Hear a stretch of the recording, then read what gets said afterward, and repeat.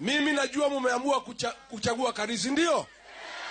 Kasongo na Karida wanasema wataiba kura yenu. Mimi nimekuja kusaidia nyinyi kulinda kura ya watu ya Momenje.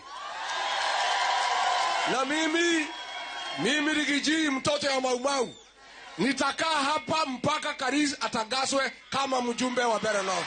Baada ya Rigathi Gachagua kutangaza kukita kambi Mbeere kumpigia debe mgombea wa chama cha DP Newton Karish, ileo naibu rais Kithure Kindiki ametua Mbeere North akiapa kwamba upinzani utapata pigo kubwa mnamo tarehe 27 Novemba. Wewe nakuambia kwamba tumefika hapa, chuma chako kiko motoni, do what you thought you can do and we are ready for you.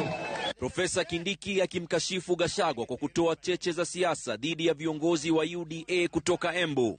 Hawa wanaume wamezoea siku mingi kutusi viongozi, na wanaona tukikimya wanafikiri sisi ni waoga. I want to challenge them. I want to dare them. I am in Mbeere North. I have just arrived. I am not leaving here until the 28th of November. Nataka tukutane na hawa wanaume mondo kwa mondo, man to man, face to face.